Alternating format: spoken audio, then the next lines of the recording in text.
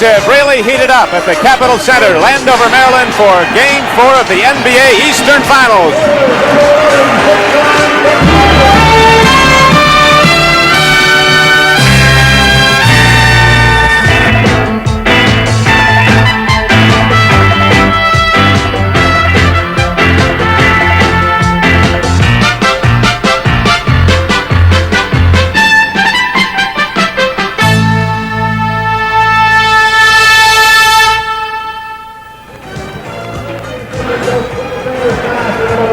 Over 19,000 jam the NBA on CBS. Today's playoff game is sponsored by all the new 1978 Chevrolets, now at your Chevy dealers everywhere. The Continental Insurance Company. And by the Miller Brewing Company, brewers of Miller High Life. If you've got the time, we've got the beer.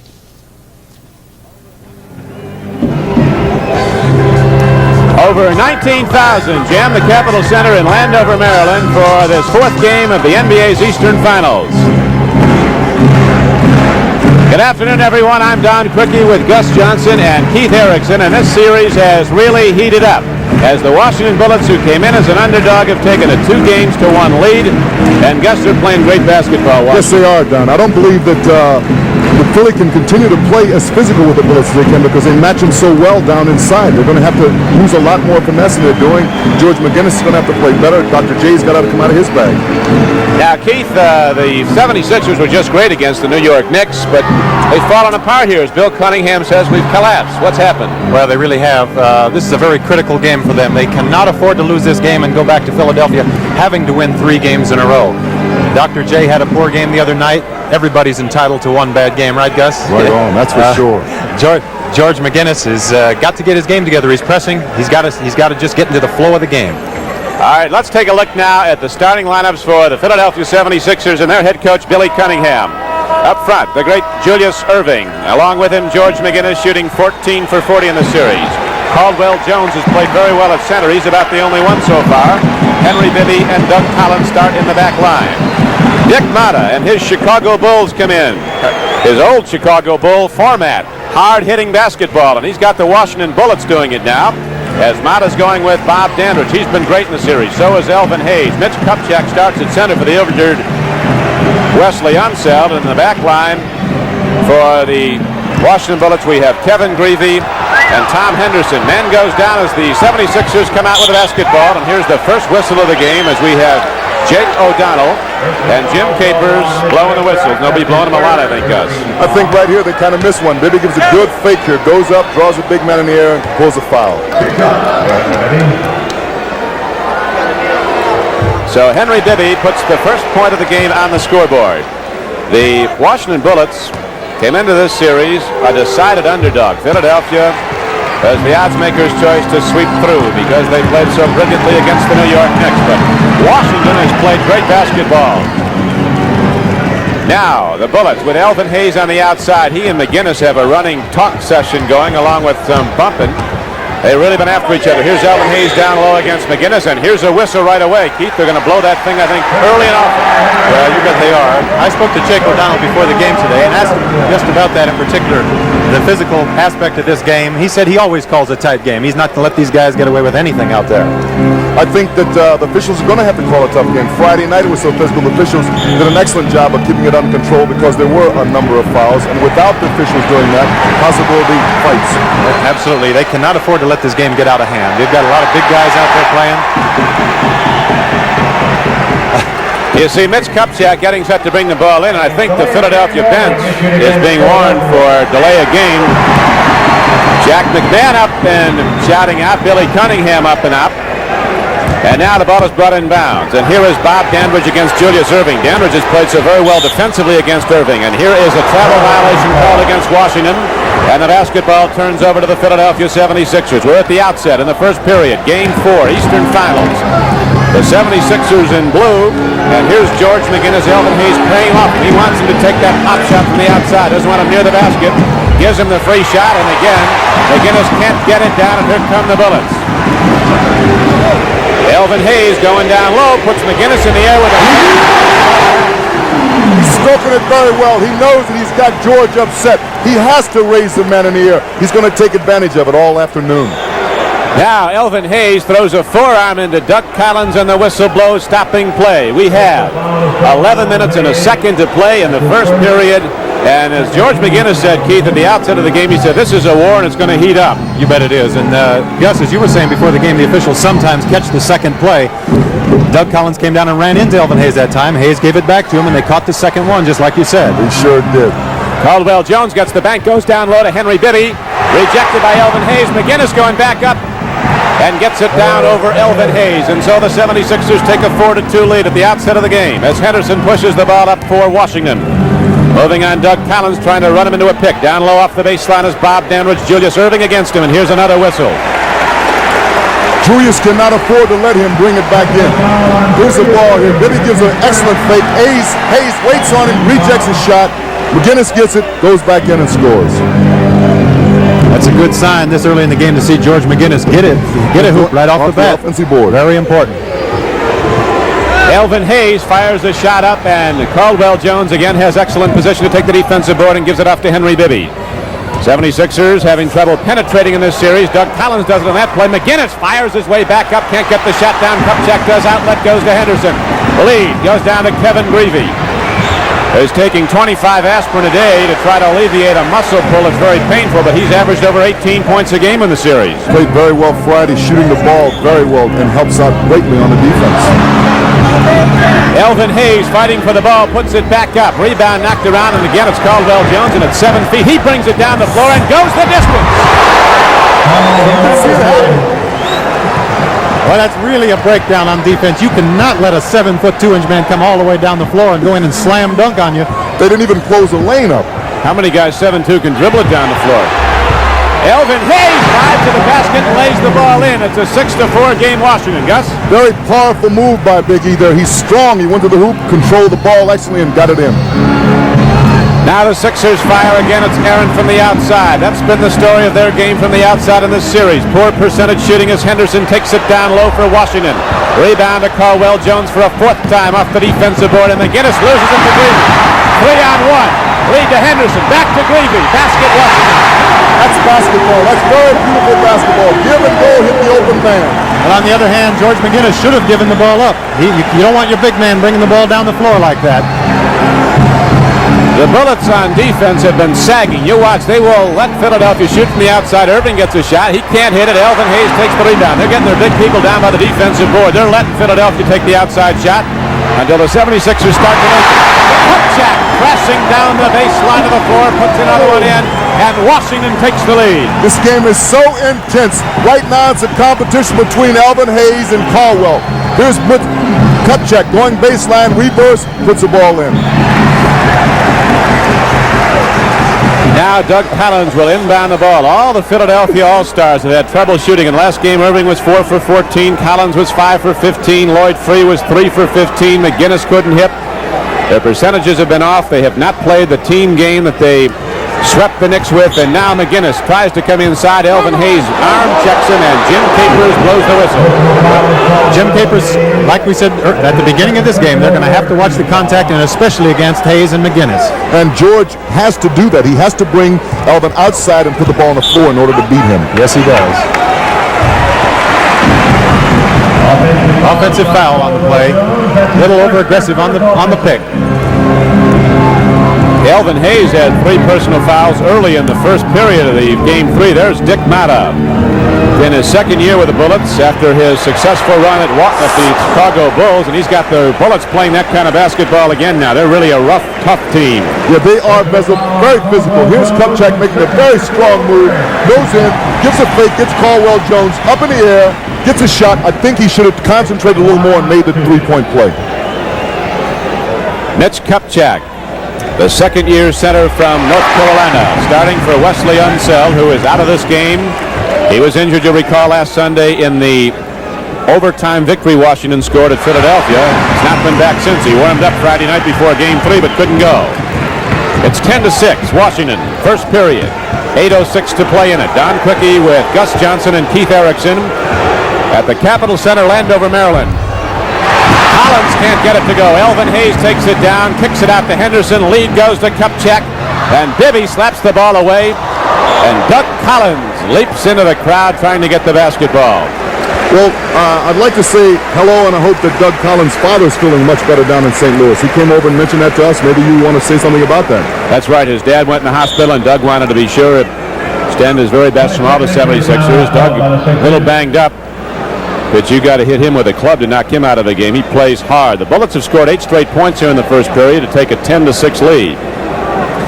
Collins, a first-team All-Star. Here he goes. He's pursuing the ball here.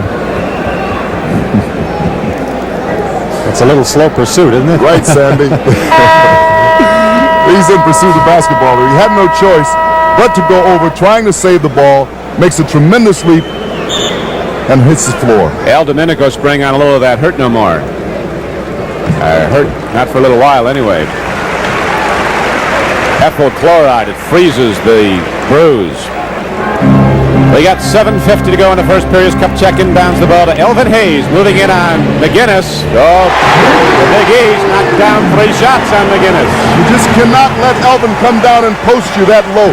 You know that that's what he wants to do. He wants to turn his back to the hoop and shoot his jumper. Now Julius Erving shoots it on the way down. A fight for the ball, and McGinnis gets it and puts it up softly with the left hand. Elvin Hayes and McGinnis are jawing, backing up and down the floor. Hayes has been saying to McGinnis, baby, they're going to trade you when this one's over. You're blowing it again. And then they start with the forearms, and it gets a little ugly. But George is a much better professional than him. I don't think he should let that upset him at all. He should play his game. Here comes Collins driving on Dandridge. Feeds off inside to George McGinnis, who gets the roll. And now the 76ers with a couple of quick buckets come back to within 2. It's 12-10. McGinnis is 3 for 5 shooting, Keith. This is smart play by George McGinnis. Instead of trying to force his game and try and cause things to happen out there, he's going the offensive boards, has 3 offensive rebounds already for baskets. And that's his best game, is offensive boards. Caldwell Jones outset to Julius Erving. Henderson knocked the ball away. Bibby picked it up, and McGinnis gets another one, and he's fouled on the drive. Very nice pass here. Goes in, gives it off. Collins lays it off to McGinnis. McGinnis goes in, strong to the hoop for 2. That was the previous basket. We'll be back in a moment with the game tied.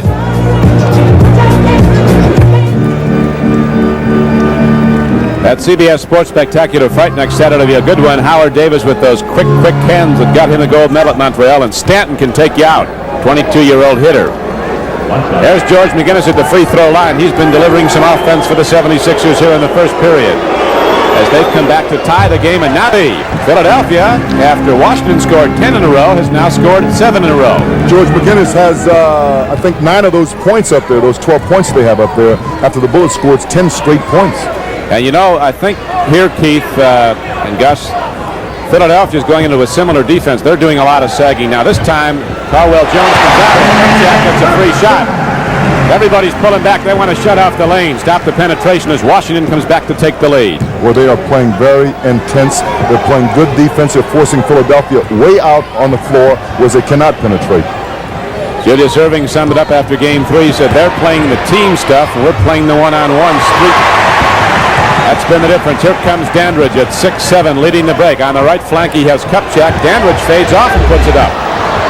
A poor percentage shot, and the rebound is off to the 76ers. Lead goes down to Caldwell Jones. Too much on it. Just a little too much by Henry Bibby. Caldwell Jones was out there. I think if Henry would have made the pass 1 second sooner, he would have had a layup on the play. So far, Caldwell's had the play of the game. You recall when he ripped off that defensive board, took it down at 7-2, the length of the floor on the dribble, and then hammered it down on a dunk. He's been very excellent for them. I think he and Steve Nicks are unsung heroes. He never gets the recognition because he's got George McGinnis out there, and he's got Dr. J and Doug Collins and all that talent around him, but he is a super 7-foot center right now. One of the best defensive centers in the league. Great shot blocker. Kupchak lost the ball, so it turns over to the 76ers. Slap back out to George McGinnis. Kupchak picking up. Lots of nice switching in the Washington defense, and here's a whistle that stops play. It's going to be a foul call against the Bullets. George comes across, puts the ball on the floor. Mitch is already in bad position because he's got him backing up. Right here's the contact established. George goes to the line. 3-team fouls on the Sixers, and as we see now at the beginning of the free throw line, the Bullets are in the penalty. So for the rest of this period, the 76ers will be shooting the penalty with 5:23 to play, and that can be a big factor. 71 personal fouls were called in Game 3 here on Friday night. Elvin Hayes had 3 almost as soon as the game started. George McGinnis had 1 when the game was 2 seconds old. Now we have a 15-14 score on the board. Philadelphia's in the lead as Henderson looks against a tough defense put against him by Collins. Down low he goes to Elvin Hayes. Philadelphia doubling up nicely on the ball. And they throw the ball. Look at Julius Erving. Watch this. The Doctor sweeps in and glides to give Philadelphia a 3-point lead. He's amazing. He's got the quickness of a guard. He's got the leaping mobility of a center. And he knows what to do with that ball when he's going to that offensive hoop. The Doctor does all things on the floor, and he has to have the big game. Philadelphia's really doubling and tripling up on the ball, and they're forcing Washington into some errant shots now as Greavy can't hit, and Philadelphia's quick to run. Here comes McGinnis. Feeding off. It's taken away by Henderson. He was trying to go to Caldwell Jones. Henderson with those quick hands picked off the ball. Greavy takes it down. Tough shot. Caldwell Jones had to back off. It would have been the goaltend. Here comes Bibby on the left flank as Collins driving on Henderson, but Collins takes it through for the score. They're not getting back on defense at all right now, and that's hurting them. They're only getting 1 shot, and they're getting tough shots. They're not getting the shots that they need to get. Dick Matta and Bernie Bickerstaff look on as Bob Dandridge rifles down a line drive jump shot over Julius Erving. He's a man that they can go to in tough situations. He likes mismatches, and he does it well. Erving fires a shot. Hayes, so very strong, 6'9", 235 pounds. Rebounding, lead to Dandridge from Henderson. McGinnis hit the deck, no foul. And Caldwell Jones goes backcourt again, dribbling the ball up the floor. And we might have a technical foul. We have a warning, apparently. They're looking at the Philadelphia bench. Jake O'Donnell's been over there having a conversation. I don't know what's going on over there. I think they're kind of upset about something. They're upset about a whole lot of things, being down 2-1. For sure. Caldwell Jones already has 6 rebounds. Loop pass to Julius Erving, loops it back out to Caldwell Jones, and here's the Doctor from 20. Jones with another rebound. He's not blocked out. Rebound to Hayes. He's got a ton of rebounds in the first period. They fill the lanes, and Henderson takes it through. He's blocked by Jones. Let's see if they call a goaltend. Very good move. Very strong move by Henderson here. This is the way you beat a big man. You take the ball right to him. If you let him attack you, you can't win. You've got to take it to him. Caldwell Jones expressing his unhappiness with that call. It looked like, I think Caldwell Jones made a nice block on the play myself. It was a good block. Now both coaches are going to their benches in that chess game. Into the game for the Philadelphia 76ers comes Steve Mix. The bomb squad's coming in. Lloyd Freak comes in. Here comes Darryl Dawkins. And in for the 76ers, rookie Greg Ballard on the floor. Joe Pace, who's getting some playoff time, didn't do much in the regular season. Steve Mix perhaps is one of the most consistent players on the 76ers bench. Also, the Bullets bench has been outstanding. Greg Ballard has come in and did a super job for him. As you mentioned, Joe Pace, who hasn't played much during the regular season, is in the game playing. He played a very fine game Friday, plugging up the middle and blocking shots. Elvin Hayes still in there. One thing about Elvin Hayes, in the years that you matched up when he was with Houston, he plays a lot of minutes.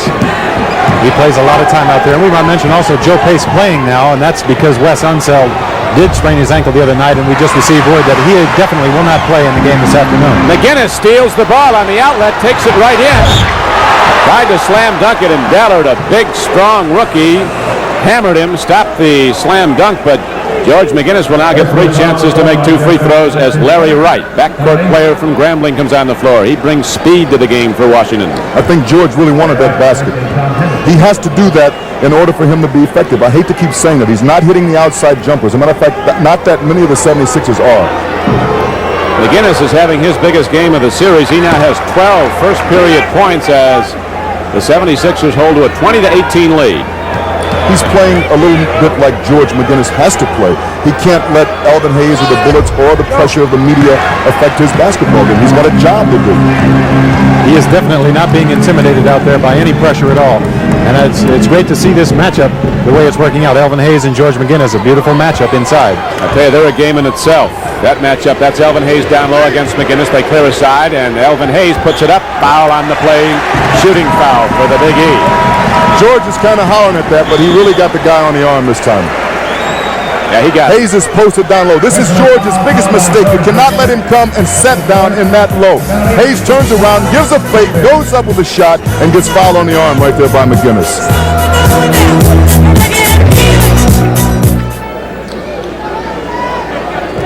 Elvin Hayes, the College Player of the Year, the season that his Houston team defeated UCLA and the then Lou Alcindor went on to win the national championship.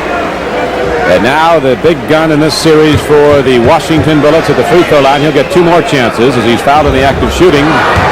Right now in the confrontation between he and George McGinnis, Elvin is winning the battle and George is winning the war. McGinnis has something like 13 points and 1 rebound. Elvin has 6 points and a total of 5 rebounds. Elvin just got the hat trick though, and 0 for 3. Now George McGinnis is talking to Elvin Hayes as he comes back up the floor, bringing it to his attention that he noticed him miss 3 free throws, and Elvin's got something to say back to George, but the auspices of the commissioner's office has both men far away from throwing anything at each other.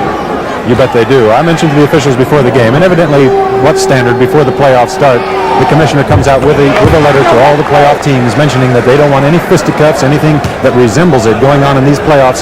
Where, as you see George McGinnis looking on, they will be fined heavily if they get involved in anything like that. Daryl Dawkins was fouled. He went to the free throw line, missed it, and Larry Wright really guns the ball up the court for Washington. Down low to Joe Pace. His men cut off him. He's not looking to shoot the ball. He's looking to pass it down low as Daryl Dawkins is against him. Here's Greavy working off the pick. Greavy digging inside, and he's called for a travel. Very good position defense there because he had no place to go. The lane was cut off and he had nothing to do but travel with him. Nobody to pass to. Before those missed free throws by Elvin Hayes and the one by Daryl Dawkins, both teams were perfect from the free throw line. Philadelphia was 7 for 7 and Washington 4 for 4. Here is Mix firing up a jump shot. Elvin Hayes takes down the defensive board. Didn't have to leave the floor. And Larry Wright, the second year from Grambling, pumps into the lane and fires off the run. And George McGinnis takes down the ball and clears people out with a couple of big precision elbows. Lloyd Free goes to McGinnis. Bad shot. Rebound comes down to Mix. He works hard all the time and gets the ball back out to Lloyd Free, and the 76ers start again. Well, that was one thing that Washington is not doing very well is keeping these 76ers off of the boards, the offensive boards. They've gotten entirely too many offensive rebounds. That's how George McGinnis got his game going in the beginning of the game. Very good point, Keith. He has been crashing the offensive board very well. And as you mentioned, the Bullets are not blocking out. The 76ers are getting second and third shots. Coach Mata up and protesting, as he is wont to do from time to time. He's been known to do that. He received a technical foul just now. So he'll have to subdue his act the rest of the way or be banished. This game is somewhat of like a chess game. It's trying to figure out who's going to psych who out first. It isn't always how loud you yell at the official that gets you the technicals, usually the choice of words. Right on. He's not backing off over there now. Mata is still up and screaming at the official. He is really going to have to watch himself. Bernie Bickerstaff is trying to settle him down as Prince of Midair is at the free throw line. Lloyd Free. And now we have a 24-18 score on the board. The Philadelphia 76ers with their biggest lead of the first period, 1:38 to play in it. And now Jake O'Donnell catches somebody firing an elbow. Very good call by Jake O'Donnell. There was a pick set on the top of the line out here by Greg Ballard, and Lloyd Free ran into the pick. He didn't see the official, he didn't see Greg, and he threw an elbow at him, and Jake O'Donnell was right on top of it. So at the free throw line is Greg Ballard, a #1 draft choice. He's been playing very fine basketball for the Bullets of late, too. He is from Oregon, was the 4th pick in the entire draft, last NBA draft. 6'7", 225 pounds. He makes it a 24-20 game. Philadelphia by 4. As now Larry Wright pressures the ball and is picked up by McGinnis. Lloyd Free tries to draw a foul, cannot. Philadelphia stacking people across the lane now. Nobody's down low as Dawkins comes out high. Lloyd Free one-on-one against Larry Wright. He's so fast, so hard to drive around. Fires it out to McGinnis. He's looking to put the ball up. Gets it off to Nix, and he knocks it down. What do we have here? The shot went in.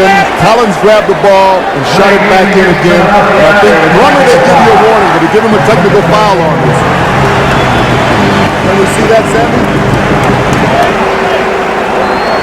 Here's a shot out of the corner by Mix. It goes through the hoop.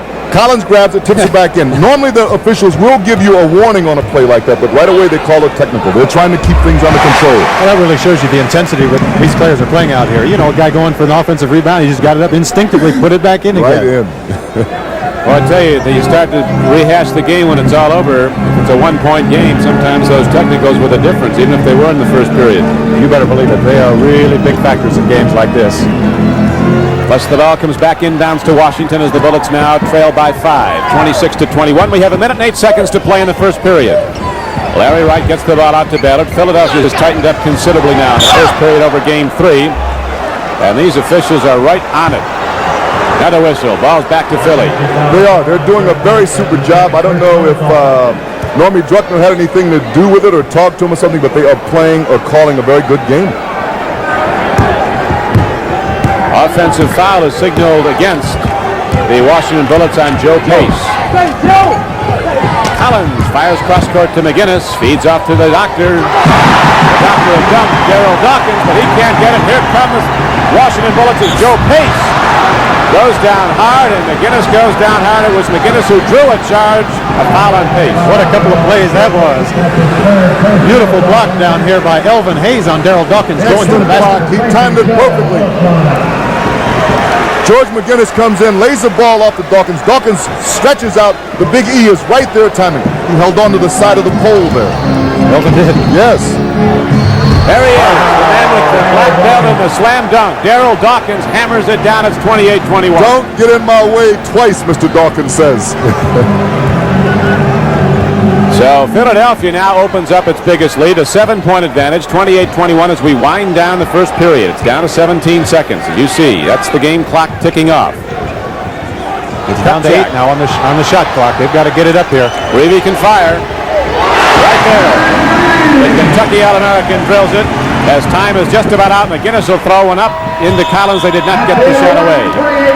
And so the first period comes to an end, and they put a ball game of activity into it. As the Philadelphia 76ers took a lead, lost it, and then as we come down to start the second period, they had a 5-point lead.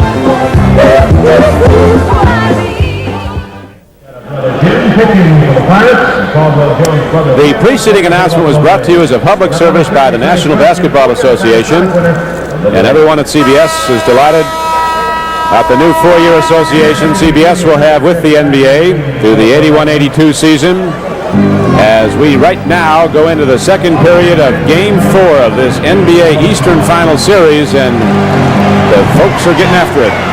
Yes, they are. You can hardly hear here. It's so intense. The fans are just tremendous. They're behind the Bullets again, and I love to see that.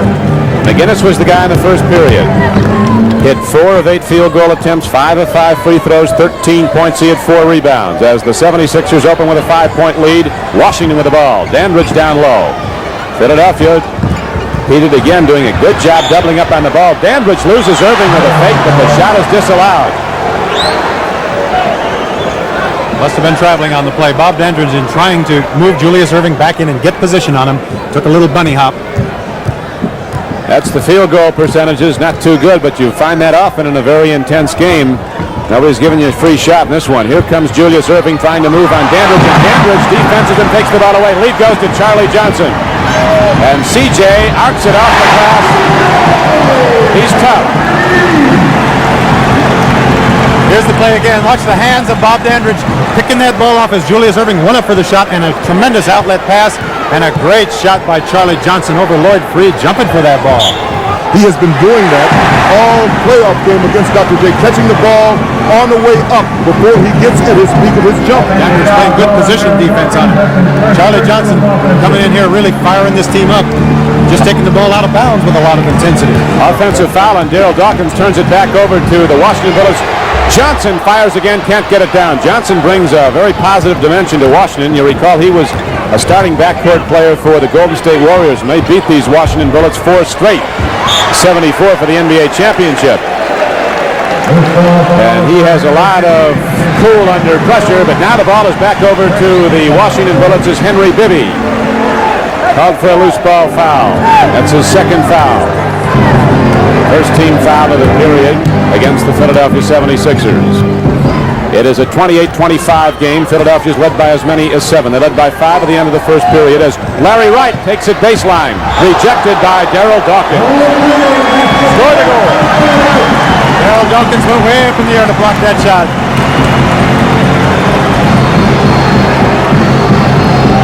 This game is of tremendous importance. You can't emphasize it enough. People here in Washington say it's the most important game in the franchise history because they're pretty much would have a lock on the series. Philadelphia have to win 3 straight if Washington wins here today on the home floor. As Dawkins hits for Philadelphia.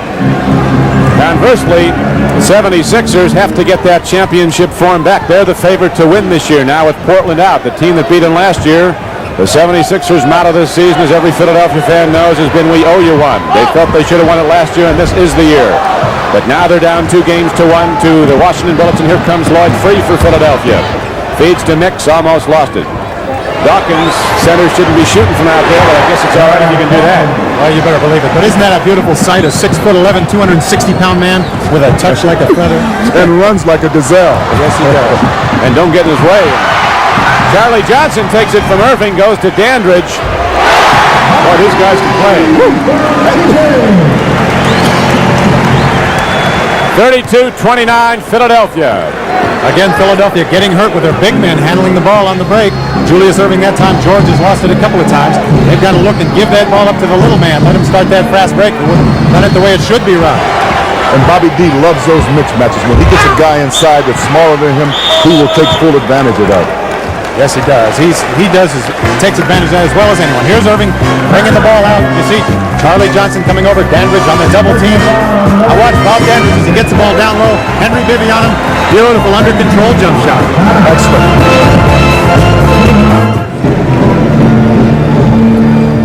All the good ones, or most of them, are expected at Colonial in Fort Worth for that tournament next week on CBS. The Colonial National, as we have 9:05 to play in the first half here at Landover, Maryland. Don Quickie with Keith Erickson and Gus Johnson. Larry Wright fires the ball for Washington. Rebound to 6-foot Charlie Johnson. What's Charlie Johnson doing in there with all those great big guys? In the first place, but you know something, Keith, like you mentioned earlier, Charlie Johnson and Bobby Dandridge, they've been here before. They've got that experience, and they are helping the Bullets quite a bit. They're keeping things under control. Now Julius Irving pulls up for a textbook jumper, and that makes it 34-31, a 3-point game. Philadelphia Ballard working inside, had to work hard to get it around. Dawkins did not. Irving had an outlet man wide open in Steve Mix, but couldn't release the ball. He was hacked. Dr. J is 2 of 6 shooting in this game so far. Dr. J has been doing what he should be doing, and that's giving the ball up. If he doesn't feel that his jump shot is going down, then give it up. Go to the boards like Big George was doing at the beginning of the game. Let the other parts of his games pay off. That's very good analyst right there. He is doing those things right now, and what he has to do is try and apply a little more pressure on his defensive game, and perhaps his whole game will come into place.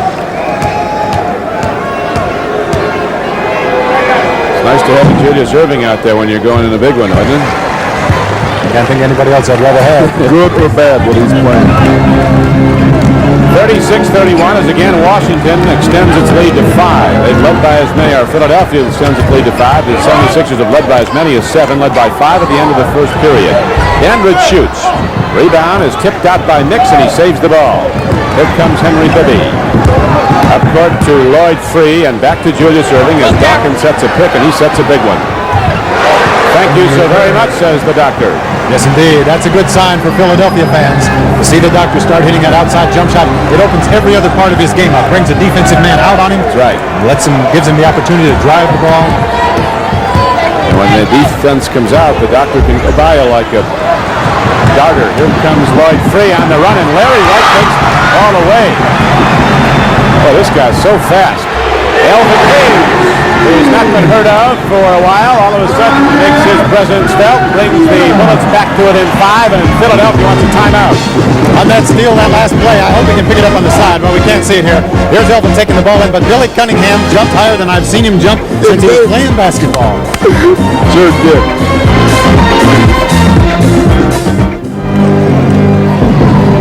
There's a lot more playoff action coming up today following this matchup of the 76ers and the Bullets. Brent Musburger and Rick Barry are standing by in Denver for Game 2 of the Western Finals between the Denver Nuggets and the Seattle Supersonics. Julius Erving starting to go to his game now.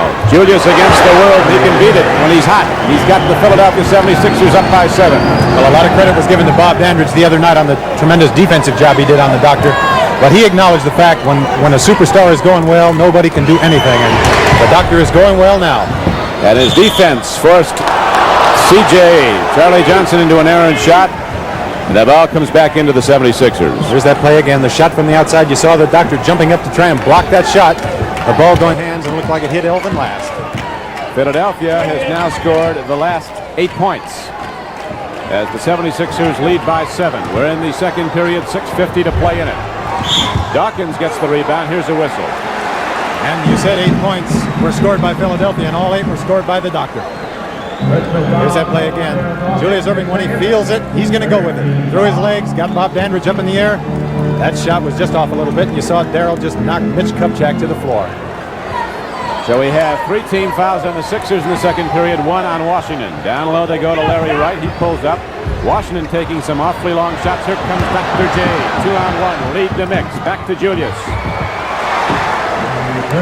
10 points in a row for the doctor. Beautiful fast break by Steve Mix and Julius Erving, passing their ball, looking for each other. And now Dick Motta's going to his bench, and Kevin Greavy's getting set to come back in. We've not seen Wes Unseld even on the bench. He warmed up Friday night. Bertoli's in the locker room. Another whistle stops play as Philadelphia has opened up a 9-point lead here in the second period. Keith? Okay, beautiful play. Dr. J, he's so talented. He stole that ball with his feet that time. He came up with it between both feet. He sure did. Jake O'Donnell was right on top of it, though, because he saw him grab it with his feet and gave it to the Bullets. 10 straight points for the doctor now for Philadelphia. Hey, that's a tough guy to beat. We can do with his feet, huh? Greavy fires coming off the bench. Kupchak hustles, saves the ball, and bounce to Johnson. Johnson fires again. Very poor shooting percentages for Washington. They're getting the shots, and now Dandridge makes sure of it. 4 offensive rebounds that time, Gus. You just can't give the guys 4 times. They're going to put it in. No way, Keith, especially these guys out here. They're going to hang in that basket, and they're going to scrap like mad to put it in. They know how important this game is. Henry Bibby loops it down to Steve Mix.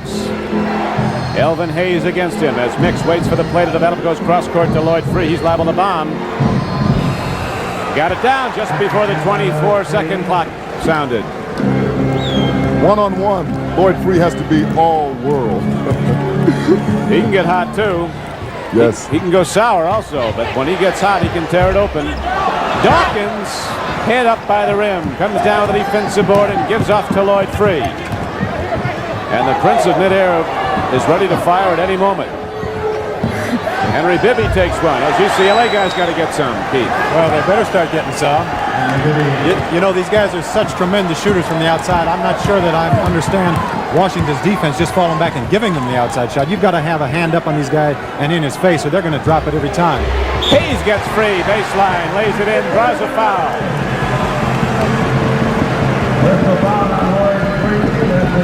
Look at the position that Elvin Hayes gets down here on Steve Mix. There's the pass over the side. Mix was trying to front him a little bit on the side. We just can't give that position to a big guy like Elvin Hayes. Going to take it right to the basket. Dick Motta showing how happy he was on that last play. Not a smile yet. Lloyd Free got his third personal foul, and now it is a 46-37 game. The 76ers with a 9-point lead. George McGinnis, the leading point producer, with that distinct style on his jump shot. He just grabs the ball and kind of arcs it back up when he starts down in his jump. George played very well in the first quarter, and he's come out right back into the game. He hit a big jumper, so maybe he's got his whole game together now. And the Bullets are going to Elvin Hayes. He's giving it to them. He now has 12 points. McGinnis has 15. Very good move by Big E in there. He's doing a lot of scoring on the inside. He's rolling off and getting the man in back of him.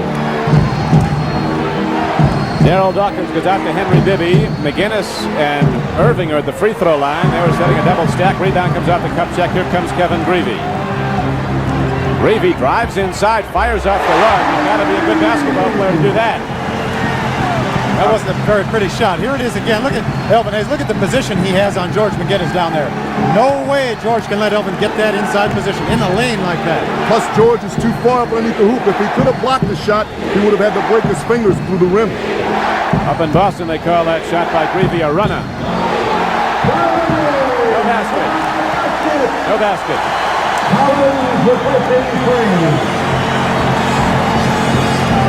George McGinnis is called for the personal foul.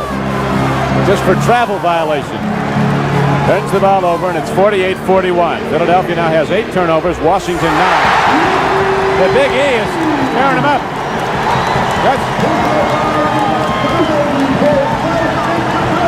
Watch Elvin Hayes as he turns around. George smacks him right on the arm, in the face it looked like.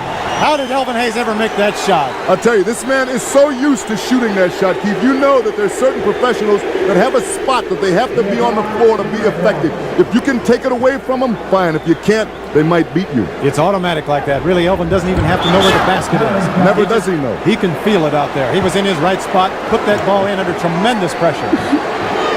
The Sixers are in the penalty, so Elvin will get another chance at it. Doug Collins is called for the foul. Washington only has one team foul here in the second period with 3:10 to play. You know, Gus, it looks to me like Elvin's not shooting his free throw with the fluidity that he ordinarily does. You think he could be a little bit tight at the free throw line? He possibly could be, Keith, but if you check his stance, his feet are a lot wider than he normally shoots his free throws. They mentioned this the other night that he was having some problem with it. It really looks like it. Looks like he's tight when he lets that ball go at the free throw line. Elvin Hayes now has 15 points, as does his counterpart and arch rival George McGinnis. Both with 15, and the Bullets have now come back to within 4. Running off 5 straight points, they trail 48-44.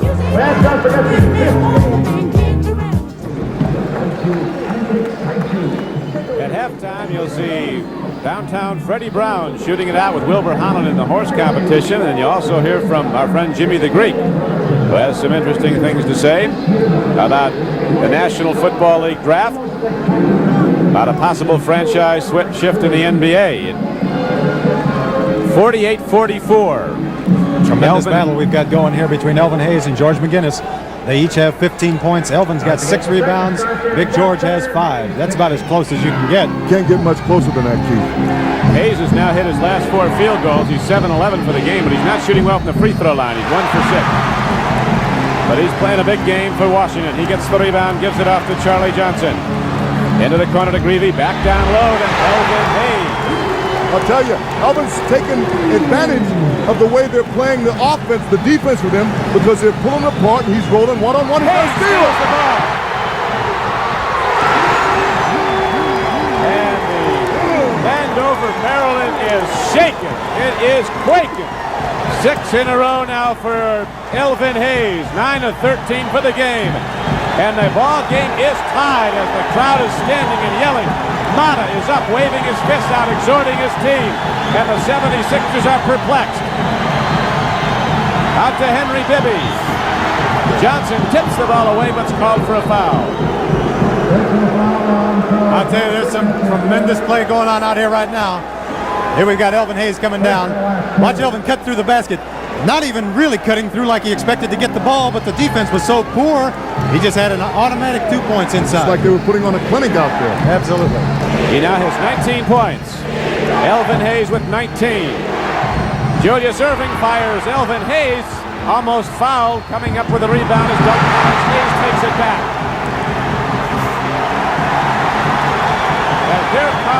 Washington Bullets, look at the lead to Dandridge. What a play. What a brilliant play. Superb play. I can't believe it. I just can't believe this game is so exciting. Charlie Johnson gunning the ball 40 feet like a baseball fastball. And here comes Johnson again. Washington has taken the lead and Johnson drives inside. And the Washington Bullets are absolutely tearing it up. I mean, they are tearing it up. Down by 9, they're up by 4. I don't know if you can hear us because we can't. Oh, you just saw that drummer down there beating that drum. I tell you, I feel like I'm sitting right on top of that drum. Gus Johnson's beating on me like crazy. This is one exciting game. Yes, it is. I love it. Johnson took it down the floor and zinged it into Dandridge, and all of a sudden the Washington Bullets go up 52-48 after not that long ago. You'll recall they were down by 9. We have 1:10 to play in the first period. We were talking before about how important this game is considered for the franchise because Washington fans were very discouraged when this team went to the NBA Finals against the Golden State Warriors a few years ago and lost in 4 games, and all of a sudden people who follow this team closely say they can see a resurgence in confidence of Washington fans. They've been selling out again. Over 19,000 here today, over 19,000 here Friday night, and they are all up and cheering the Bullets. Well, if the response that the fans are giving and showing their appreciation right now is any indication, these fans are back to stay, and this Washington Bullet team is a definite contender for the world title. I would say right now on paper, the Bullets probably are playing the best basketball that they have ever played here. They don't have Bill Chenier. They had a number of injuries earlier in the year. Right now, if they had Chenier or some more scoring from out front, I think they would be world contenders right now. I would say that they probably would go all the way.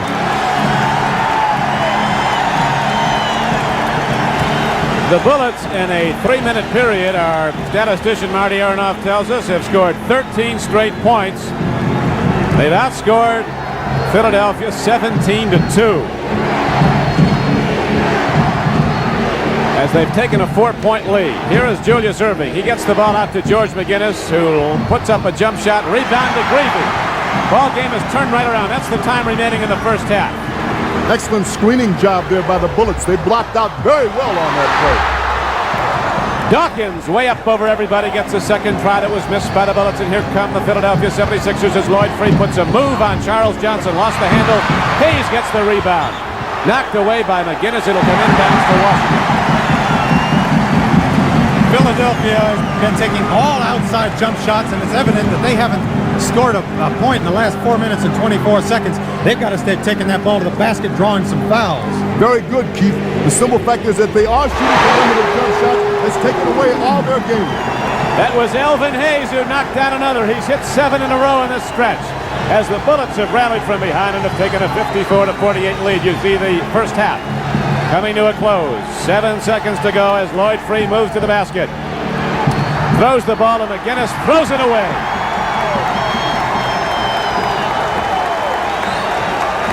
There went the Gatorade and everything on that play. Inbounds, Greavy fires it to Hayes. Who else? That'll probably go in. Nope, missed it all. Elvin finally missed one, but it took a 70-foot shot from the miss.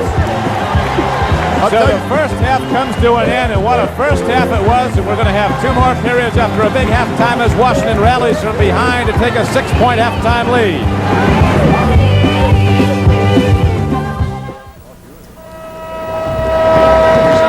Was brought to you as a public service by the National Basketball Association.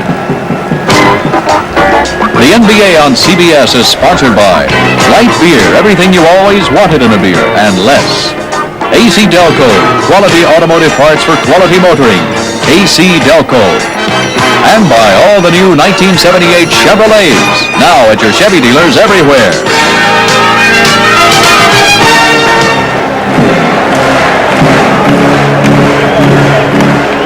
Back at Landover, Maryland with Keith Erickson and Gus Johnson. This is Don Crickey. We're set to go now for the start of the third period as the Washington Bullets ripping off 17 points. Philadelphia none down the closing stretch of the second period, and Washington rallies to take a 6-point lead. Billy Cunningham, Jack McMahon, and Chuck Daly the council of the 76ers. They had a lot to say in the locker room, you can be sure, as at one point in the first half, the 76ers led by 9. Henderson starts out with the ball. Here is Kevin Greavy going to Elvin Hayes. He was the story. 21 points in the first half. For the Danbridge, Julius Erving playing a little bit off, and now down low to Hayes, right back where they ended up. Doesn't go, and McGinnis takes the rebound, kicks it off to Erving, and Julius Erving at 6'7", takes it down the floor, feeds off to McGinnis. Back to Caldwell Jones. He should get the ball more, Gus. Yes, I'll tell you, Caldwell is definitely an unsung hero. He's in the right place at the right time. George McGinnis made a very strong move to the hoop and gave him a very nice assist. Kupchak fighting down low against McGinnis, trying to get position. Greavy out against Henry Bibby, has a big height advantage, and Greavy shoots over him.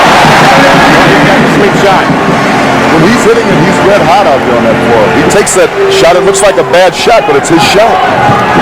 They led Kentucky to the NCAA Finals a few years ago against UCLA, and now right back the other way, the points go up.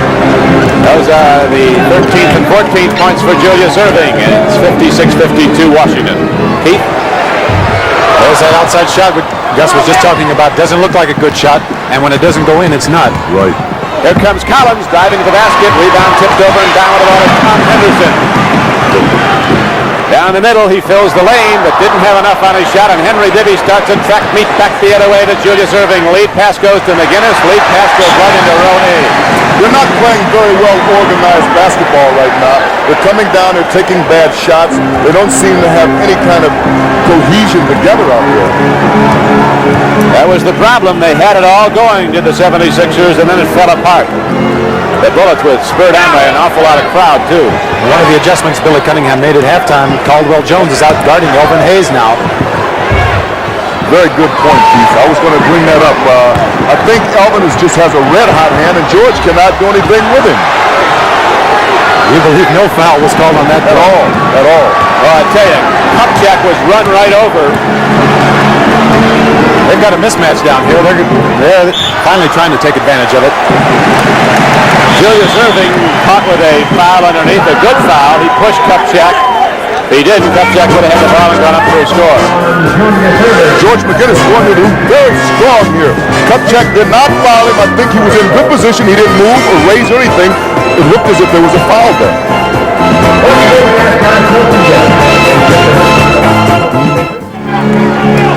And we're set to go as Henderson looks to inbound the ball for the Bullets. Gets it into Greavy. Bibby against him. Here's a big mismatch. Greavy's a 6'5", Bibby's a 6'1", and Greavy, who knocked down his last shot, can't get this one to go. Here comes Erving. Collins on the left flank along with McGinnis. Back to Erving inside the Collins with a foul. Very nice execution there. Very nice. A lot of people handle the ball. Julius bring the ball down, gives it up to McGinnis. McGinnis gives it back to Collins, and Hayes draws a foul on him. Elvin Hayes' third foul. Big foul. Could very well be. Elvin Hayes has been in foul trouble in this series, but has played very well in foul trouble. Yeah, Friday night he played the whole third quarter with 4 fouls on him.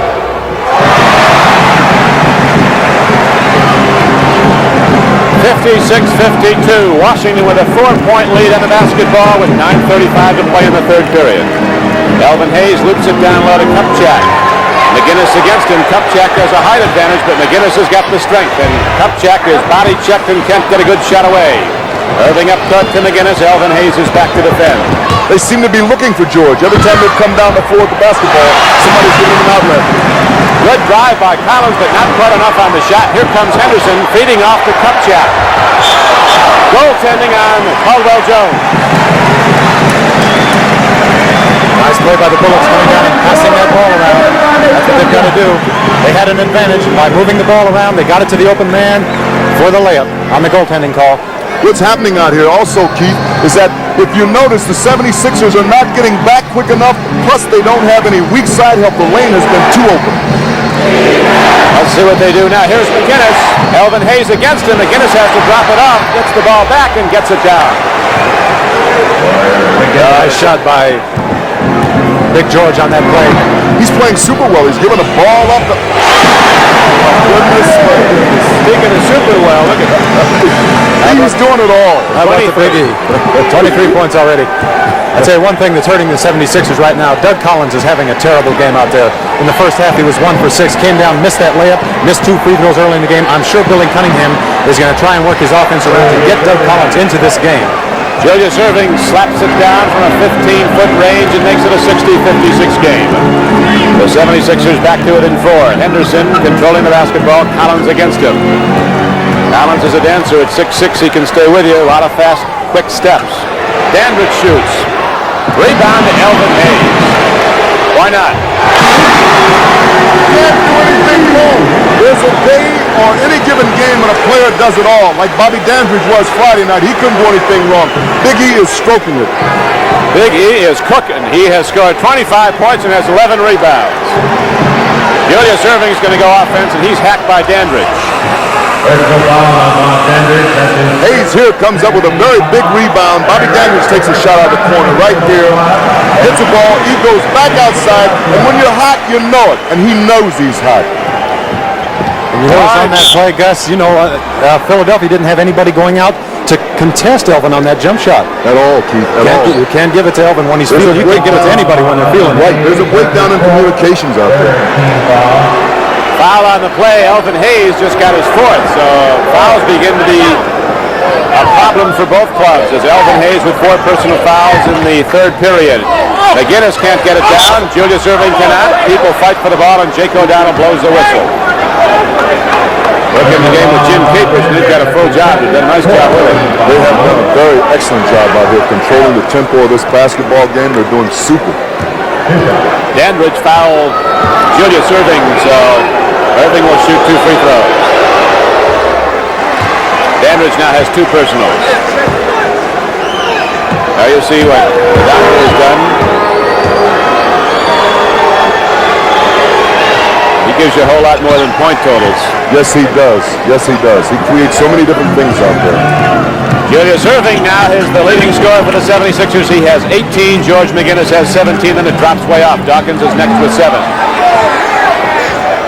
Elvin Hayes looking to go offense. Pump faking. Man's unconscious. He's got a guy 7 foot in his face. He makes one good move, gives him a fake, raises him a little bit, and he's hitting that jumper. And then he puts his head down and runs to the defensive end. He plays both ends of the floor. He has been doing that. He's been so intense during these playoffs that it's unreal, Don. George McGinnis fires across the lane, lays it up. He now has 19, and the 76ers are back to within 4. Larry Wright's in the game. Speed matched up with speed. Lloyd Freeze against him. Dandridge comes out of the corner. Luke goes down low to who else? Elvin Hayes. Shoots over Caldwell Jones. McGinnis rebounds. Hayes calls for a foul, but there is no whistle, and the 76ers can come back to within 2. That time, Caldwell Jones was open on the outside flank, but George McGinnis was dribbling with his head down. They're giving McGinnis this shot in this series. Let him have the jump shot. Here's cut shot. And Julius Erving takes it down. 3-on-3 break. Lead man is free. The bomb squatter gets the roll. And boy, he can do it. If he gets a hot hand, like you mentioned earlier, Don, he can break you open, and if he's cold, he can break you down.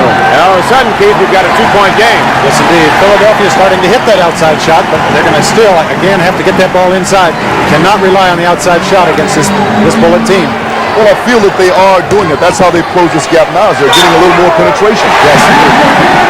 A big hoop as Mitch Kupchak spins off, gets the shot. He was fouled on the play. Mitch made a very good move inside. He gets the ball down inside and he rolls to the hoop with it.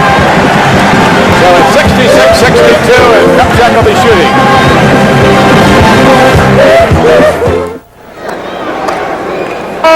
The Capitol Center in Landover, Maryland is rocking this Sunday afternoon as the Philadelphia 76ers have fallen behind after taking a 9-point first-half lead. At the moment, they're behind by 5 to the Washington Bullets, who are looking to go up 3 games to 1 in the series. And that boxing match next Saturday in the Sports Spectacular, Howard Davis has about the fastest hands that have come down the line since Willie Pep. Here comes Caldwell Jones. Rebound to Julius Erving, and whistles blow as people go down on the deck again. Got lots of guys in the canvas right here. He can't get up. He can't get up. I think he's hurt. He can't get up. Bob Dandridge shaken up. Somehow they managed to come back. They're taped up and strapped up and hurting, but it's all on the line now. Very good move by Caldwell Jones. Hayes plays super defense, blocks the shot. Dr. J comes in and gets a rebound. You can see where Bobby D had him by the shoulder right there and pulled him down to the floor. You never know what's going to happen. As Dick Motta, the coach of the Washington Bullets, says one thing that's consistent in the NBA is inconsistency. Last Sunday, his team was up by 4 with 9 seconds to play at Philadelphia. 76ers tied it. Washington had to go into overtime to win. One time this year, it's hard to believe, Milwaukee led the Chicago Bulls when that was a couple years ago when Motta was there as the head coach at Chicago. Milwaukee led by 8 points with 11 seconds to play. And then led by 6 with 10 seconds to play, and Milwaukee had the ball, and Chicago ended up winning by 10 in overtime. Both you gents have seen stranger things, haven't you, in your playing days? Yes, we have. So it's never out of reach, and certainly this isn't. It's a three-point game, 67-64, Washington. Greavy down low, they're doubling up on him, so he will not have that big advantage. He's a workhorse. He's taking full advantage of the mismatch with Bibby. The 76ers are going to have to make some kind of adjustment. Right now, Doug Collins is not in the game. Greavy's taking Bibby down and posting, which is very smart ball. At halftime, a man came by here and said, although I thought it was Kevin Greavy's brother, it was his father. Looks just like him. What about Joe Bryant? He's over there on that Philadelphia bench. Yes, he is. Yes, he is. But I don't think that Joe has the quickness to play Kevin. He's a 6'7", 6'8" guard. Jelly Bean hasn't been in there yet, has he? No. 70-64. Lloyd Free fires it up, and the whistle blows inside as they contest for the rebound. A foul call is going to go against Washington. Foul was called on Joe Pace. Joe Pace was called for it. The penalty. You know, on that shot by Lloyd Free. Gus, we've been talking about Lloyd Free getting you back into the game or taking you out of it. He came down one-on-one. All he had on his mind was shooting that outside shot to take a team out of the game. Keith, plus also, whenever you got a guy like that that comes down and plays one-on-one, you find the other 4 ball players tending to stand around because they know that he wants to make the move. He needs that lane area. Good point. Larry Wright, who was a #1 draft choice after his junior year at Grambling. He's from the Washington, D.C. area. Larry Wright comes into the game. He brings the ball up quickly. Now here's Dandridge working as the Bullets have a 5-point lead. And now a whistle blows as everybody's bumping on each other. 3 seconds is the call against Pace. Well, it goes back to the same thing. When you stand out there and you play with that basketball, you have people that are going to stand around. And in this situation, they were standing around and got called 3 seconds. Coach Cunningham out, shouting instructions. Caldwell Jones coming out high. McGinnis takes a look as people break down low by the baseline. Caldwell Jones gets free and lost the handle. Pace grabs the ball. Almost threw it away, and Greavy takes it.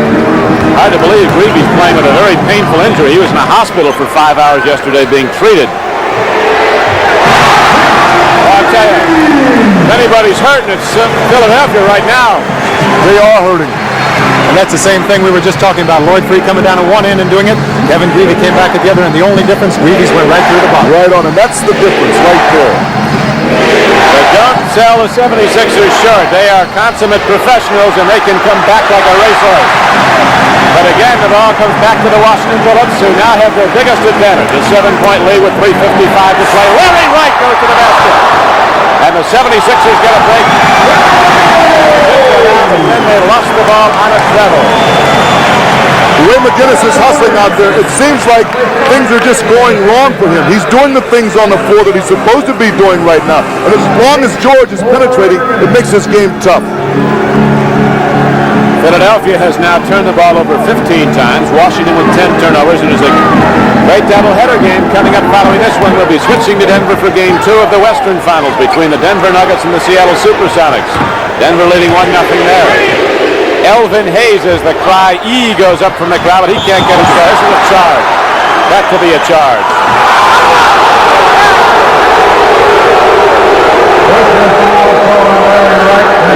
Larry Wright. This is a very good move right here. They bring the ball in the E. Bad shot by Elvin Hayes. Here, I think Larry Wright had excellent position on Lloyd Free. They say you're supposed to give a man room enough to turn around. I feel that Free should have been called for a charging foul. I feel that way. That's a pretty tough call to make. The official was on top of the play. You know, a judgment call like that, it can go either way. A voice of reason comes in from UCLA.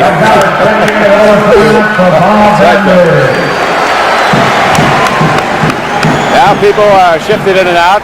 Bob Dandridge goes out. Greg Ballard is in. Larry Wright working in the backcourt. Lloyd Free stays with him, trying to make him use that 24-second clock up, bringing the ball over. Down low, Joe Pace, Elvin Hayes, Greg Ballard, Greavy, and Larry Wright in the back line. Lloyd Free, Doug Collins, Caldwell Jones, Julius Erving, and Steve Nicks in the game for Philadelphia. 3:15 left to go in the third period. Charge on Greavy. The annex that Kevin Greavy just went through after that foul was called didn't look like he had a very sore neck to me. No, not at all. He's moving very well. Yes, And he's playing with a sore neck. I would wish the other my teammates had sore necks. I believe they could shoot like that. Right They're gonna get on. sore necks, Philadelphia. Here's a guy that can put it in for you, Julius Erving. He was fouled in the act of shooting. And Washington fans are very much against the gentleman officiating this game right now, as the calls have been going against the Bullets. We're going to have a break in the action with 2:58 to play in the third period, and Washington holding to a 5-point lead.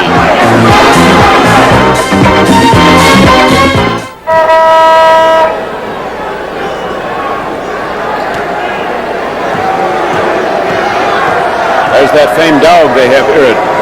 Tiny the Bullet. Julius Erving at the free throw line. The Doctor has now put in 21 points in this game as the 76ers trail by 4, 72-68, with 2:58 left to play in the third period. With Gus Johnson and Keith Erickson, this is Don Quickie at the Capitol Center in Landover, Maryland. This is Game 4 of the NBA Eastern Finals. They'll be going on to Denver for Game 2 of the Western Finals following this one, Seattle at Denver. Erving, always cool when the heat is on, now has 22 points, and the 76ers have rallied back to it in 3. And Washington almost throws the ball away as Coach Cunningham is up gesticulating. Oh, my word. He was pressured there, boy. He just did get it over that timeline in time. Shot clock winding down. Julius Erving blocks the shot and is called for a foul. Boy, that's a tough call on Julius. I'll tell you, we were down the screen now to play by the official right here, but I do think there was some body contact established before he made the move. Here it is right here, body D. Right there, some body contact right there. Good block by Julius, though. Well, we have Bob Dandridge at the free throw line now for the Washington Bullets, and he annexes their lead to 4, 73-69, 2:33 to play in the third period. Dandridge out of Norfolk State, you recall, played on the championship team at Milwaukee, and then came here in the offseason. Had a big year for the Washington Bullets, been very invaluable to them. Lloyd Free, dribbling in the backcourt, goes to Nixon, back to Free as Erving posts down low. Collins in the game. Not much motion in the Philadelphia offense. Finally, they get the ball to Caldwell Jones, and Elvin Hayes gets the roll. Caldwell Jones would have scored that basket. He hesitated on the move when he went under. He wanted to dunk it, and he couldn't make his move.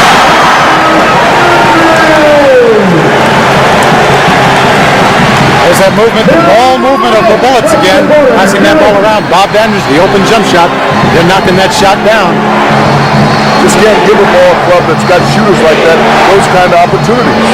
Collins shoots, comes back and delivers for the 76ers. Only his third and fourth points of the game. Doug Collins. They've got like 8 men in scoring. They've only got 2 men that have double figures. Kupchak, the pivot man, looks for people cutting. Collins playing a lot of defense, has not had the point production he'd like. He's a 20-point-a-game scorer.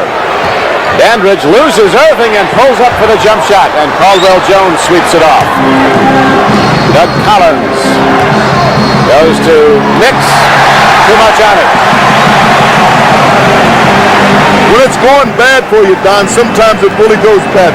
And these guys are really professionals. They're not just out here goofing around. These are things that just happen in the course of a game. But let us not forget, it is a 4-point game, so Philadelphia's only 2 shots away from tying this one up. Right now, Washington has the ball, and Dandridge is looking to go offense against Julius Erving. He's been putting the ball up. Here's Larry Wright free. Jones has it, outlet, and they throw it away.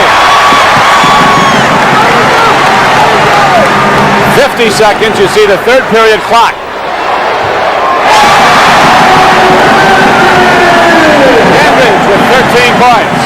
Very big mental error by the 76ers. Big one. Coming down with a rebound, you can't throw that ball away. At this point in the game with only 45 seconds to go in the quarter, you can't give them another opportunity. Nick shoots. And Steve Nick with a very collected shot. Here's a man loose. Greavy. Philadelphia was caught napping. They weren't back on defense. Excellent move by Greavy. He went to the hoop very strong. He's a left-handed shooter. He changed hands, slid in for the layup. But the big point is that Philadelphia didn't have anybody back. Steve Nicks can't be the only man back. He was looking the other way. And a whistle stops play as Lloyd Freeze starts to go to the basket. Here's a play down. There's nobody back. Mix is hustling, trying to get back here. Very good shot by Greavy here. And he has 16, Kevin Greavy. Turnovers have played a very important factor in this game right now. Philadelphia has turned the ball over 17 times already. Philadelphia has a distinct advantage, though, Gus, at the free throw line. They've hit 21 of 28. Washington has only 11 of 17, so 76ers have outscored Washington by 10 from the free throw line, but they trail in the game by 5. Good. That's a tough play right there. Kevin Greavy taking the ball, knows there's only 5 seconds left in the quarter. He's going to force something to happen out here, and he did. Doug Collins was playing tight. Here he comes down the court right here. He's got him beat, and he knows it. As Keith just mentioned, he knows how much time's left on that clock. He doesn't have to force it. He makes a strong move to the hoop, which is a smart move.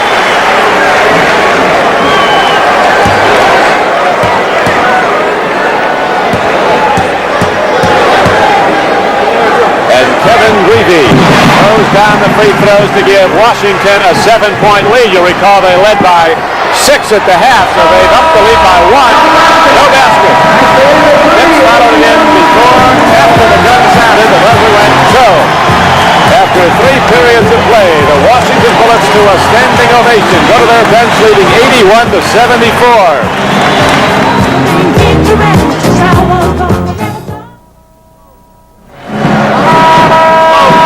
Billy Cunningham. He just told his team to run the same play, whatever that last one was. I forgot. They want to score, whoever it is, up this fourth quarter, and you can hear the fans here in Washington, tremendous fans. And another thing, Keith, the fans they are playing a very important part in this basketball game. The noise, sometimes you can't hear what's going on the floor. Very good point. These fans are tremendous. They're really behind the Bullets here as the Bullets looking to take a 3-1 lead. We have 12 minutes to go as we open the fourth period. Collins can't hit. Greavy gets the current inside court. Here comes Wright. You give him an inch and he'll shoot through it like a scat back. Nix and Kupchak throwing some elbows down there, coming around that pick. Boy, did he get stuck. Kupchak really got stuck by Mix inside. Yes, he did. Mix gave him an extra one as he went by to make sure that he knew it. Third period statistics. Greavy was the hot man for the Bullets in the third period, hit 11 points. He has 18 for the game. The high man, of course, is Elvin Hayes with 27 points. Hayes is not in the game at the moment as Kupchak is out high. Dandridge looks to work against Irving. Dandridge not bashful against Irving. Not bashful is not the word for it. That was some tremendous shot right there. Excellent body control by these athletes. And all of a sudden, the Bullets have their biggest lead, a 9-point advantage. 83 to 74. Julius Irving can't hit. Greg Ballard takes it down. Here comes Larry Wright. Irving takes it off, leads the break himself at 6-7 to Lloyd Free, who cruises to tip 2 points. That's the first time I remember in quite a while, Gus, that they've taken the ball to the basket on the play. Julius took the outside shot a minute ago, cleared the floor for him, and he still took the outside shot. Look at that play by Bandit. Guys went up like they were on pogo sticks with that fake. What a tremendous move by Bob Dandridge. Got both Caldwell Jones and Julius Irving about 2 feet above the basket. Waited till they were up there and put it in nice and easy. Here's that play again. Watch Dandridge Irving overplaying him on the side. Watch him halt now. Give the fake. And both of them way up above the room. Dandridge, nice. Nobody there. Then after the two of them went by. Very poised. You got two men like that with the leaping ability that they have, and you can come in and get them in the air.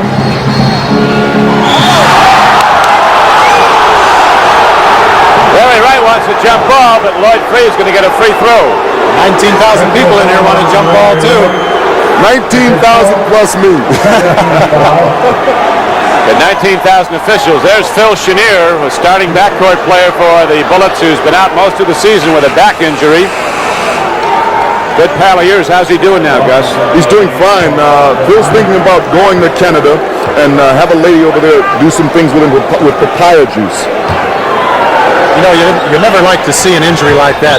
But the injury to Phil Chenier could have been a blessing in disguise for this Washington team.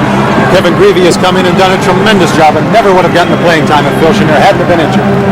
Very good point. Oh, Mix and Dandridge really going at it, vying for position down low. Dandridge fades away. There's a foul on Nix with the shot. Bullets, boy, they're supremely confident. They're just out there smiling. And they were really whumping each other down low before trying to get position down here. Here you'll see him into your camera. Watch Mix and Dandridge fighting for position. Now look at Mix putting all 220 pounds on him to get him outside. And then what happens? They come inside and there's a little tiny bit of contact on the shot and the foul is called. Right, and plus, watch Bobby Dandridge. He is so poised out there. When he gets in that area, he knows he can beat you. He feels confident he can beat you. And now, Dick Mata has put about as much backcourt speed as you can get in any two-man alliance in the league. And he has Larry Wright in with Charlie Johnson. They get the ball. It's going to be a full 9-100 down the floor. More hitting and more fouls.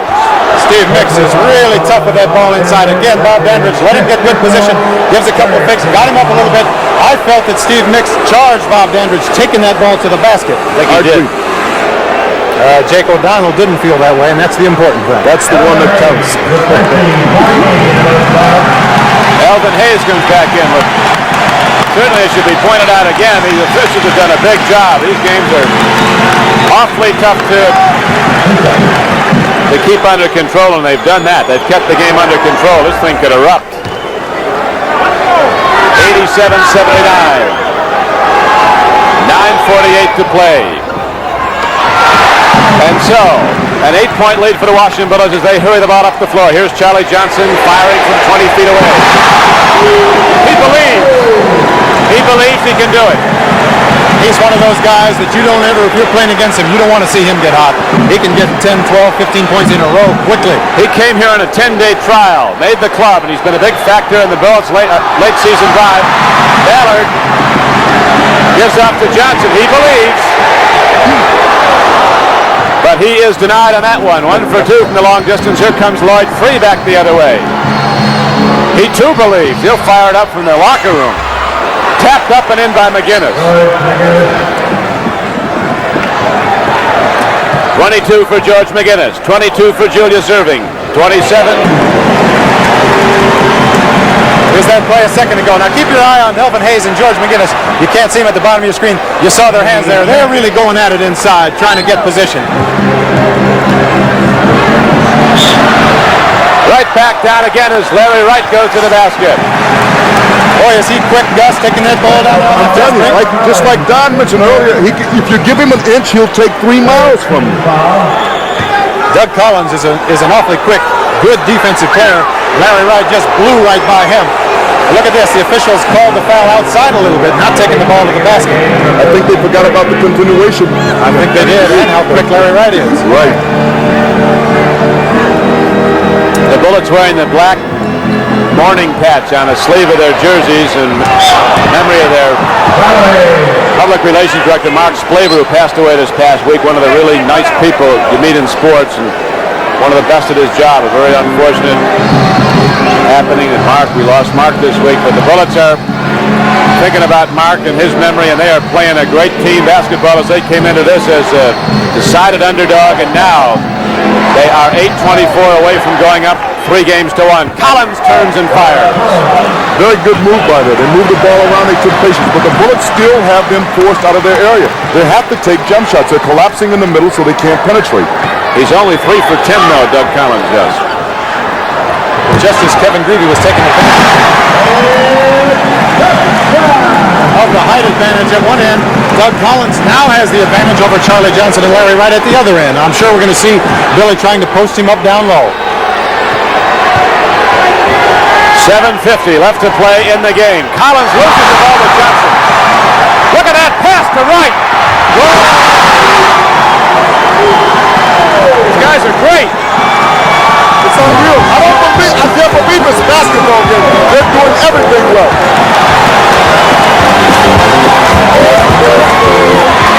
What about the decibel counters here, but it's unbelievable. 95-85 Washington.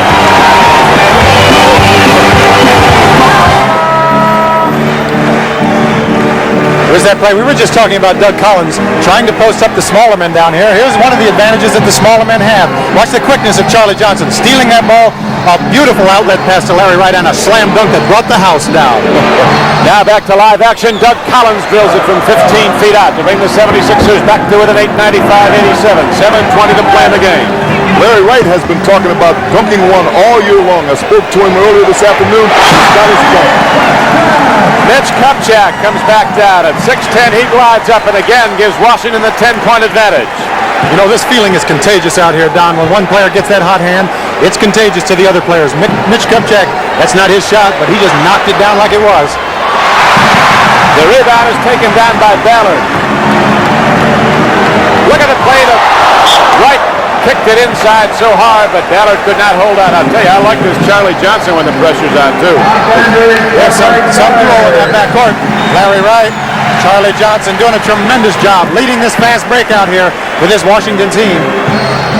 Well, as we mentioned earlier, Charlie's been here before, so he knows what it's about. He knows what's expected and what he's got to do.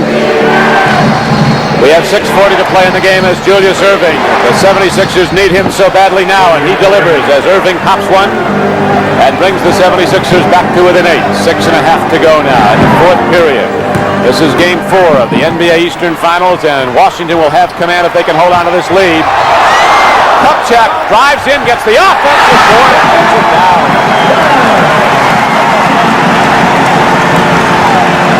And again, they're up and cheering.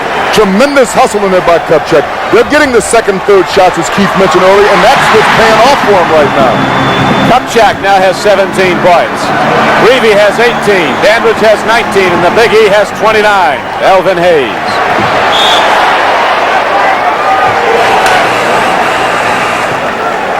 Let's see that play, that previous play. Here's Charlie Johnson bringing it down. Watch this beautiful drive and this reverse layup. That would have brought the house down if that one would have gone in. But watch Mitch Kupchak on the offensive boards coming over Caldwell Jones. Watch the strength he has to put that ball inside again. Tremendous. Mitch Kupchak keep going after that ball. He wasn't going to let that one get away. Very good hustle. Johnson fires up a shot, and the rebound is down to the 76ers, and here comes Lloyd free to the basket, kicks it off to Steve Mix. Bang, 10-point lead. An 8-point lead now, 99-91. Kupchak 7 for 11 in this game for the Bullets with 17 points.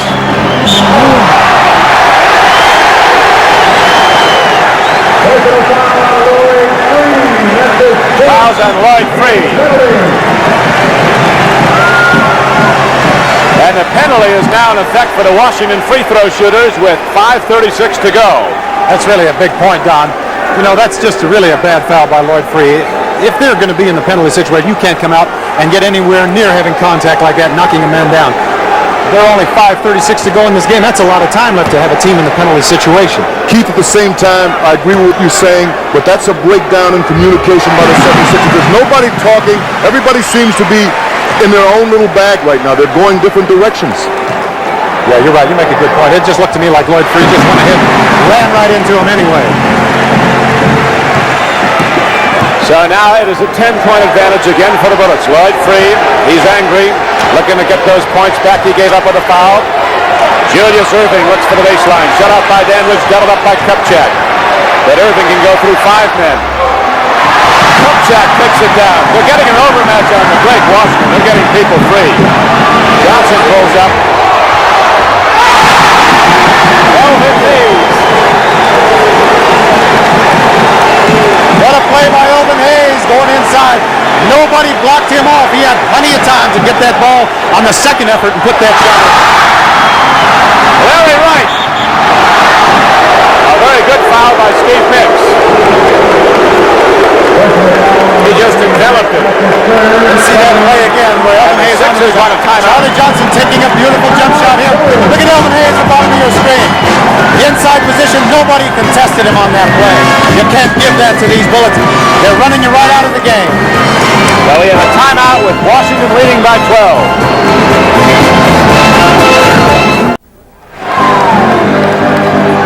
George McGinnis on the Philadelphia bench is not at all happy with the score, the fact that he's not in the game, I think. Well, that's right. During that last timeout, as Billy Cunningham was down talking to his players, the guys who were on that bench weren't even paying any attention. They were acting like they were mad because they weren't in the game, and it wasn't just George, it was all of them on that bench. They weren't involved in pulling for their teammates like they should be, and that's the sign of the difference between a team and a team that's just got individuals on it. No unity whatsoever there. Well, right now, the scoreboard has little unity either. There's a big disparity in the numbers, 105 to 91. Washington is in the lead with 4:43 left to play as Julius Erving fires out to Caldwell Jones. He's helped him when he's taken his shots. You know something? I honestly and truly believe that they have to get Caldwell Jones into their offense more. They depend on 3 men to do the bulk of their scoring out there. The Big E, the cry goes up, but he dumps it off. Julius rejects it, but there's a foul on the play. And Philadelphia is very openly a frustrated assemblage of basketball players right now. Their season, which was to be a championship season in all the projections, has at this point fallen apart. They are close to going down 3 games to 1. The team they were favored to beat with relative ease, I think. Yes. Everybody felt so going in, except for this Washington Bullet team. Yeah, they've been very confident about the playoffs. They feel that they can win. They feel they can beat anybody. And if you look out here on the floor, you can tell that the 76ers are upset because each and every one of them has had some complaint to the official. Now we have Dandridge with 21 points for Washington. Elvin Hayes has 31. Kupchak has 17. Greavy has 18. Johnson came off the bench to score 10. Collins fires. Elvin Hayes takes it down. And the clock shows 4:05 to play as Dick Mata gets up and signals the roll offense. Get that motion in the offense. And people start to move off the ball, away from the ball, as Dandridge goes one-on-one with Julius Erving. Larry Wright takes a look. Dandridge throws it. It's going to be awful tough for Philadelphia to come back now. As we were saying before, Don, when you get that feeling that Elvin Hayes had, and it's contagious, Bob Dandridge throwing a hook shot from outside the lane. That's beautiful. You can count the times that he shoots hooks. That's right. Elvin Hayes isn't going near a defensive man. He's staying right on the board the whole time. He's going to concede anything outside, anything from 10 or 12 feet. He wants the rebounds. And he's Watch been this getting play again. The shot goes up from the outside. Now watch Lloyd Free come around. There's another tip. Tip again and again. Now watch Lloyd Free. When he goes into the air, watch him go into the air and throw his legs out down below. That's where he picks up the offensive foul sometimes. Not the offense, but picks up the foul. The man is trying to go after the ball and he hits his legs down low. That's an excellent call there too, Keith, because there was another ball player that used to do that when I played in this league. Elgin Bailey was the greatest. He used to shoot his jumper and he would spread his hands out, and if you slapped him, it was a foul. Elgin could do it, couldn't he? He could do it all. Oh my God. Here comes Lloyd Free. And Lloyd Free, coming in to try to slam dunk it over people a lot taller, does draw the shooting foul. Well, Philadelphia doing what they've got to do now. They brought Joe Bryant into the game. Henry Bibby's back in. They've got their pressing team in there now. They're going to be double teaming, pressing all over the floor, trying to create some mistakes like they just did. Lloyd Free stole the ball, took it to the basket. Keith, I feel that that's a good point there, but the simple fact is that I think that they have left Bibby on the bench much too long because he is the floor general on that basketball floor. He does so many things well, and they depend on him in tough situations. And they are indeed crushing the ball, as you mentioned, Keith. They had the whole team in. Joe Bryant, they forced a turnover. That's twice the Bullets have not been able to get the ball over half court. Not even over half court, not even out of that corner down there. Excellent. 109-97 from a 16-point disadvantage. They're down by 12 now, the 76ers. Free, a wild and crazy shot. It's a one-on-one game after they get the ball. And back the other way. Let's see if Lloyd Free gives it off. Bibby throws it up as you see the game clock superimposed, and pretty much illustrates how it's gone for the Philadelphia 76ers. The bounces have gone back over the top of the board the other way. These guys are pros, though, Don. I honestly and truly feel that they will regroup. They have to go home and go back to their school book, go back to their fundamental basketball, go back to the sound things that will make them effective. That's right. They played a brilliant team game beating the Knicks. They have to get back to that, but Washington's defense will have to do with it. Larry Wright hits a big shot, and it's 111-97 Washington. See the ice pack on Kevin Greavy's sore neck. Got it right to Elvin Hayes. They're still looking to put up points. Boy, Washington's playing a beautifully controlled game. They're running when they should run. They're making the transition.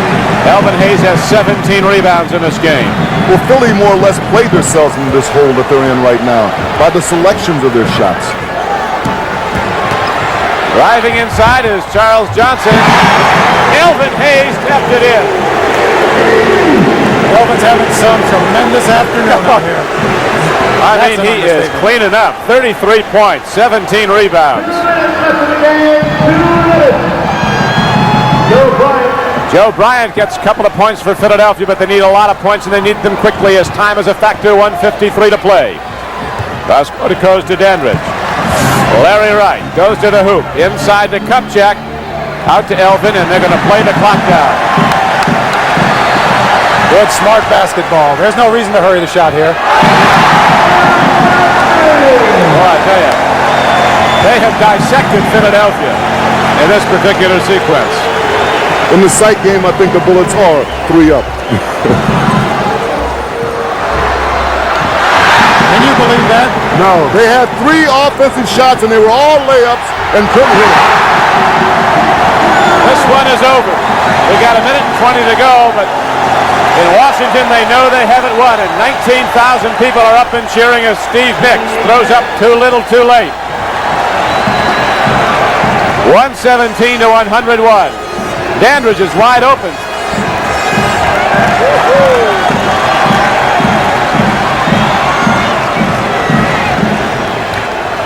Elvin Hayes, but Kupchak gets the offensive board. This Philadelphia team has thrown it in, it looks like, doesn't it? They just quit, I think. Bill Cunningham looking on. There's little he can do, little his 76ers can do, the ones that are on the playing floor. Seattle at Denver is next as the Big E slams down his 34th and 35th points of the game. He's did everything that any one ball club or any organization could ask for a man this afternoon. He's played superb basketball. Well, we don't even have to take a poll who our MVP is. The Big E. And the University of Houston is the beneficiary of a $1,000 Chevrolet scholarship. As Elvin Hayes gets the MVP award for his brilliant show. As Washington leads 119 to 103. Dandridge takes a look. Free shot. Thank you very much. Why not? Right, why not? Want to be sure and thank our producer, Chuck Milton, our director, Sandy Grossman, for their excellent work as the Philadelphia 76ers try to get some points. Joe Bryant put something in, but it was over in truth long ago as the Washington Bullets go up 3 games to 1 with the series heading back to Philadelphia for Game 5. It is over. Nick Mata comes off the playing floor.